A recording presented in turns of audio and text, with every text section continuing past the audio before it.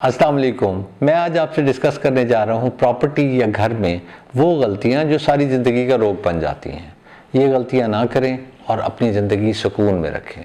मैं आपसे ये शेयर करूँगा कि वो गलतियाँ क्या क्या हैं और फिर उनका हल भी बताऊँगा कि किस तरह उनसे बचा जा सकता है।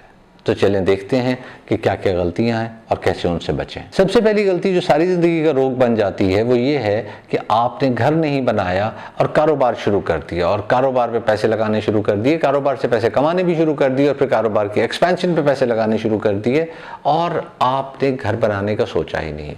मे बी कारोबार में कोई ऐसा झटका लगा, शुरू में ही लग गया, या कारोबार ग्रो करने के बाद कोई ऐसा झटका लगा कि कारोबार डूब गया, कारोबार बंद हो गया, तो अब आपके पास पैसे नहीं बचे। वही पैसे जिससे आपने घर बनाना था वो पैसे कारोबार में आप डुबा के बैठ गए।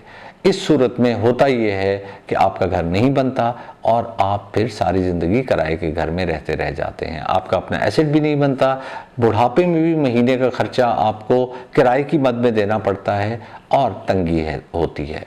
इस सूरत में आपको जो मैं मशवरा दूंगा वो ये है कि कारोबार ज़रूर शुरू करें, लेकिन उससे पहले एक घर बना लें। कारोबार हो जाएगा, कारोबार कर लें, कारोबार कम पैसों से कर लें, लेकिन घर की तरफ ज़रूर फोकस करें। कुछ लोग फाइनेंसिंग से घर बना लेते हैं, कुछ लोगों के पास प्लॉट होता है और वो फिर थोड़ी थोड़ी सेविंग करके कंस्ट्रक्शन पे लगाते जाते हैं और उनका घर बनता जाता है। इससे आप बच सकते हैं इस परेशानी से कि बुढ़ापे में आपके पास घर ही ना हो। कारोबार करना बहुत अच्छी बात है, मैं हमेशा उसे सपोर्ट करता हूँ, लेकिन अपना बुढ़ापा सेव करके कारोबार ज़रूर करें। घर बनाने के लिए सारी ज़िंदगी में पैसे इकट्ठे करता रहा कि एक आलीशान घर बना लूँ, लेकिन पैसे इकट्ठे करता रहा और घर नहीं बना सका। हुआ ये कि मैं पैसे इकट्ठे करता था, मटेरियल की कीमत बढ़ जाती थी, कभी प्लॉट की कीमत बढ़ जाती थी और फिर मैं पैसे और इकट्ठे करता था और फिर वो वाली लोकेशन जो मैंने सोची हुई थी वो और सेंट्रल सिटी के करीब आ चुकी थी, उसकी कीमत और बढ़ जाती थी, तो फिर मैं और पैसे इकट्ठे करना शुरू कर देता था। और फिर उसके बाद वक्त के साथ आप सब जानते हैं कि खर्चे बढ़ते हैं, घटते नहीं हैं। बच्चों की शादियां आ जाती हैं, बच्चों की तालीम आ जाती है, इस सब पे ज़्यादा पैसे लगना शुरू हो जाते हैं और आपके पास जो सेविंग्स होती हैं वो डिप्लीट होना शुरू हो जाती हैं, यानी कि कम होना शुरू हो जाती हैं और फिर आप घर बना ही नहीं सकते। इस सूरत में मैं आपको ये मशवरा दूंगा कि जब आपके पास पैसे इकट्ठे हों, छोटे साइज़ का मेयारी और बजट हाउस बना लें। अगर आप ऐसा कर लेंगे तो उसके साथ जैसे ही मौका मिले, थोड़ी और सेविंग आए तो एक प्लॉट ले लें, उससे बड़े साइज़ का प्लॉट ले लें और फिर इंतज़ार करें कि वो प्लॉट सेंट्रलाइज्ड लोकेशन बन जाए। जब वो सेंट्रलाइज्ड लोकेशन बन जाएगा तो इस वाले घर को बेचें और उस पर कंस्ट्रक्शन शुरू कर दें। इस मटीरियल की भी किसी हद तक प्राइस बढ़ चुकी होगी, प्लॉट की प्राइस तो बढ़ ही चुकी होगी।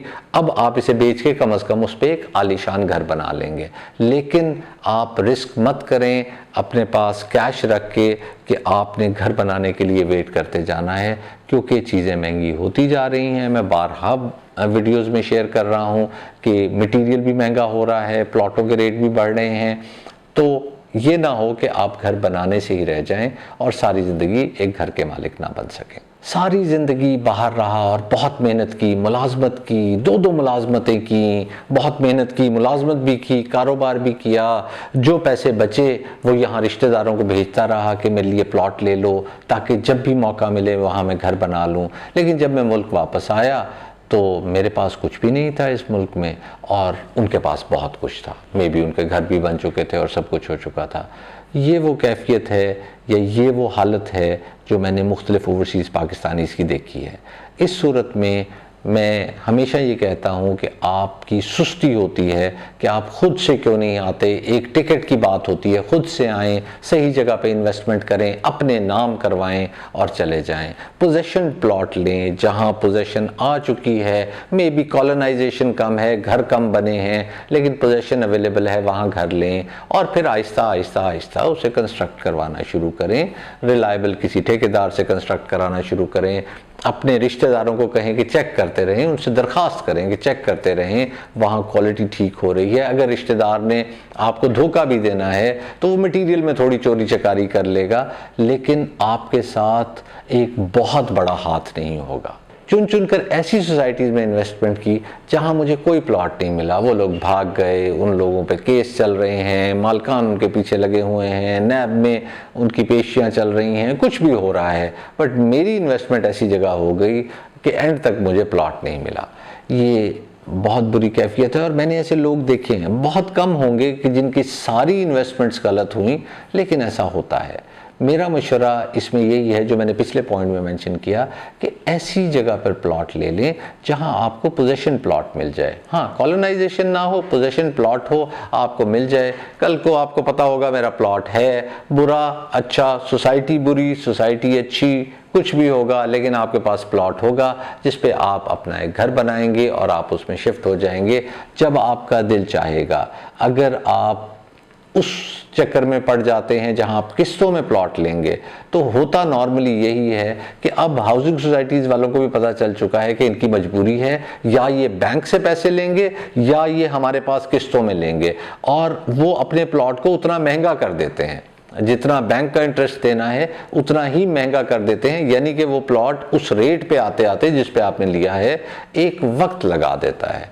इसलिए पोजेशन प्लॉट लें, इकट्ठे करके पैसे लें, उधार ले लें, कुछ कर लें, आप एक प्लॉट ऐसा अपने काबू कर लें जिस पे आप आसानी से घर बना सकें। डिज़ाइनिंग गलत हो गई और भुगत रहा हूँ, अब भुगतता जा रहा हूँ कि मैंने गलत डिज़ाइन कर लिया था, फैमिली की रिक्वायरमेंट्स को नहीं देखा था, उस वक्त की रिक्वायरमेंट्स को नहीं देखा था, कुछ अरसे आगे की रिक्वायरमेंट्स को नहीं देखा था, ये मैंने नहीं फोर्सी किया था कि बच्चों ने मेरे साथ रहना है, बच्चों की शादी हो जानी है, उनकी पूरी पूरी फैमिलीज शिफ्ट होनी है, उन्हें इंडिपेंडेंस चाहिए होगी, और अब मेरा घर एक अजीब डरबा सा बना हुआ है।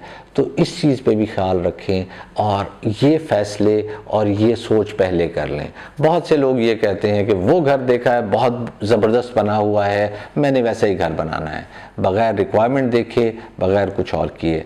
10 मिनट 15 मिनट आधे घंटे में आप ये असेस नहीं कर सकते किसी घर को देख के कि आपकी रिक्वायरमेंट्स बिल्कुल उससे मिलती जुलती हैं। टाइम स्पेंड करें और अपने घर को सही से डिज़ाइन करवाएं और उसमें अपनी फ्यूचर नीड्स, अपनी प्रेजेंट नीड्स और may be long term short term needs, आपकी विश लिस्ट, वो सब आर्किटेक्ट से डिस्कस करें। रिश्तेदार से कई साल पहले घर बनवाया और फिर मैं कुछ साल नहीं आया, जब कुछ साल बाद आके मैंने देखा तो वो घर कम लग रहा था और खंडर ज़्यादा।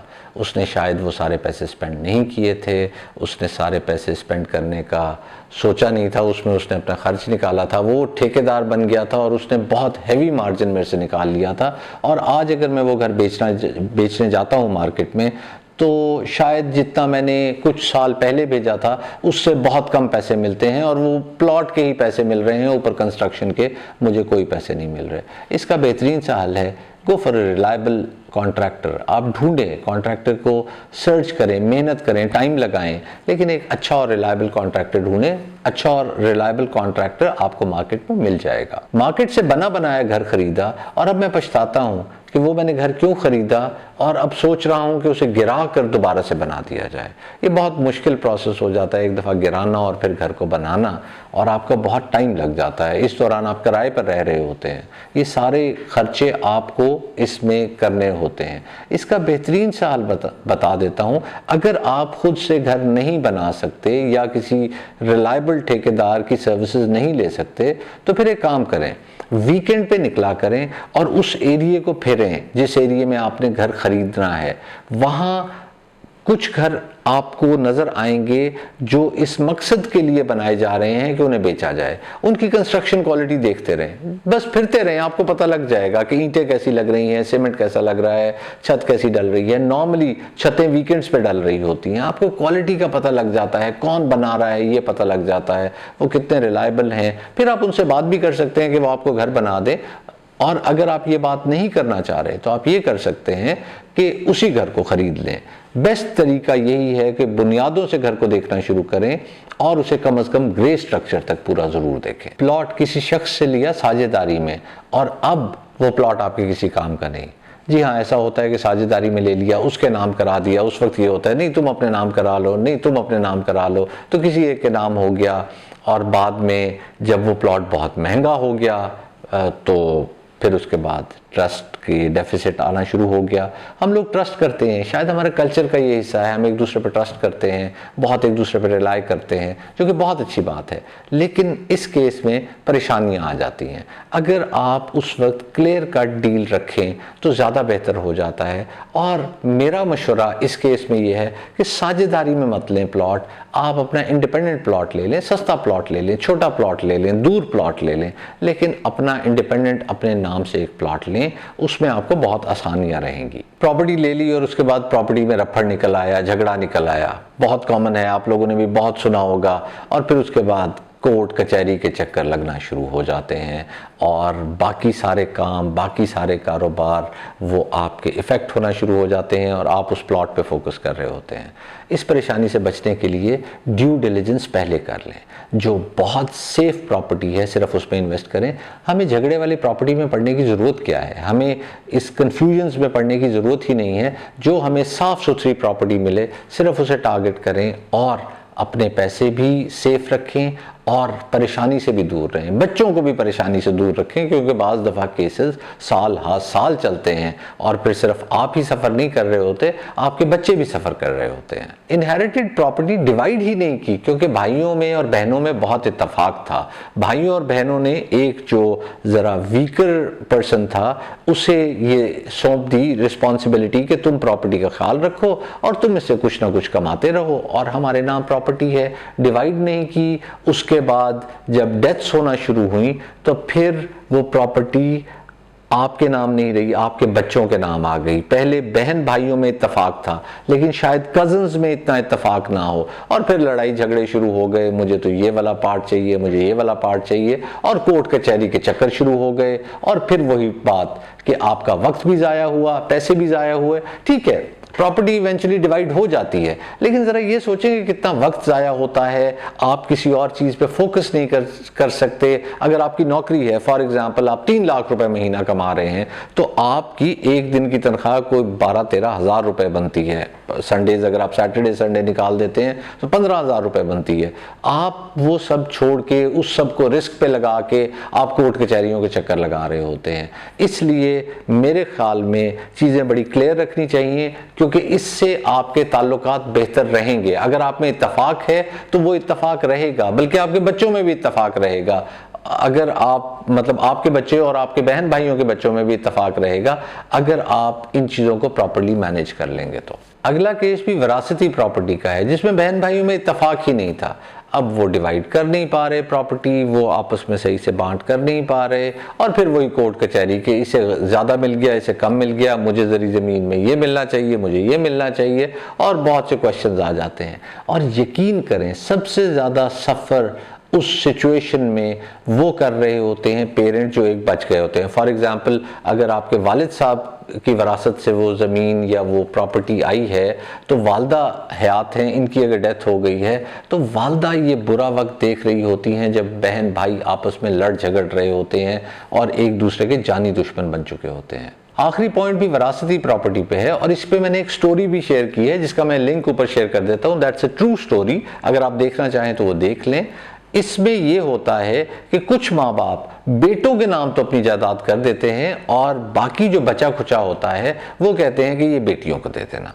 अब बुढ़ापे में खर्चे भी बढ़ जाते हैं, तो वो ज़मीन जो उनके नाम होती है, जो कि बेटियों को दी जानी होती है, उसमें से कुछ बिकनी शुरू हो जाती है और उनका खर्चा निकलना शुरू हो जाता है। खैर, उसके बावजूद अगर कुछ बच जाए तो फिर उस पे ये होता है कि भाई हजरात पहुंच जाते हैं कि अब इसे जो शरई हक है उसके मुताबिक तकसीम कर लेते हैं। हालांकि वो अपना हक ले चुके होते हैं और माँ बाप ने किसी हद तक कम्युनिकेट किया होता है कि जो बची है ये बहनों को जानी चाहिए, लेकिन उन्हें नहीं मिलती।